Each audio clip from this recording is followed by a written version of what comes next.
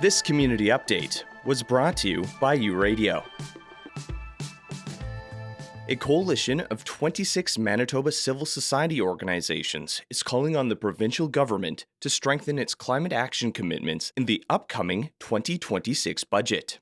On Thursday, the groups delivered a joint letter at the Manitoba Legislature, urging investments in energy efficiency, public transportation, and the protection of 30% of the province's lands and waters by 2030. Laura Cameron is the Director of Programs and Strategy at Climate Action Team Manitoba. We already see that climate change is cutting into Manitoba's bottom line. We see that the wildfires and drought from last year have really affected the provincial deficit, and we know that that's only going to be getting worse the longer we delay investing in climate action. Cameron said Manitoba's path to net zero, released last fall, has yet to match its ambitions. She noted that only about $72 million was invested in emission reduction, compared to roughly $340 million for the gas tax holiday and $1.15 billion in highway construction over the past 2 years.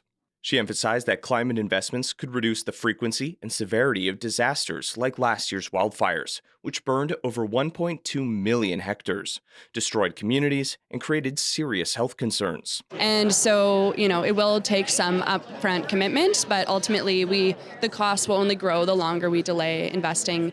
And there's also many other benefits for Manitobans related to health and cost of living that can come from climate investments in, for example, home energy efficiency, public transportation, and so on. Out of the 3 priorities outlined in the letter, energy-efficient homes and heat pumps were a priority that Sustainable Building Manitoba, said Elizabeth Kagwa of Sustainable Building Manitoba. She said retrofits and energy-efficient technologies would benefit households, businesses, and the province's energy system. That is something that we are pushing for as an organization that would benefit a lot of households, businesses, as well as Manitoba's economy with regards to ensuring that this is on the grid, as well as ensuring that we not only stick to our plan with regards to the Manitoba Affordable Energy Plan, as well as meeting our net zero proposals.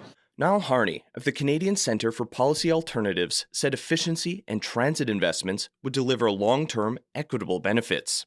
These are systemic issues, and we got to develop systemic solutions. I think there's also things that people can do in their own lives to address their reliance on fossil fuels, but we really need systemic change, and that starts here with investments from the provincial government, who can lead and create policy to develop the long-term change we need. Environment and Climate Change Minister, the Honourable Mike Moas, attended the event and welcomed the letter. I think it's fantastic. This is the people's building. We always want to hear from Manitobans and groups that they represent. These 26 signatories are passionate about environment and climate change. Our government is passionate about environment and climate change, and so that's what today's all about, is making sure that we're moving down the path to net zero, which is what our plan outlined in broad strokes in October. And there's going to be further information in those action plans being rolled out that they were calling for in the spring. In terms of protecting our wild areas, Ron Thiessen of the Canadian Parks and Wilderness Society said conservation and economic development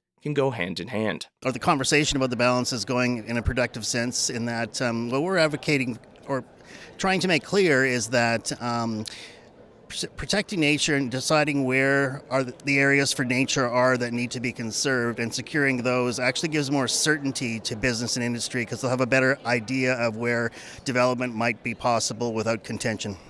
Minister Moyes echoed that view and highlighted the province's commitment to Indigenous-led conservation.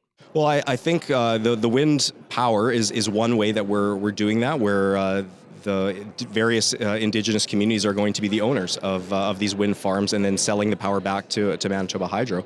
Additionally, when it comes to protecting more of nature, we're working hand in hand with First Nation communities, with other municipalities across Manitoba, so that we can protect more of what Manitoba cares about, which is, as they said, a beautiful backyard. To ensure these goals are met and momentum continues, Cameron said public engagement will be key. The first step is getting the commitments, and we've seen some good commitments from this government, and then the second step is the follow-through on those commitments. And we I think are working to bring the public support for these topics to the government and help Manitobans voice these concerns.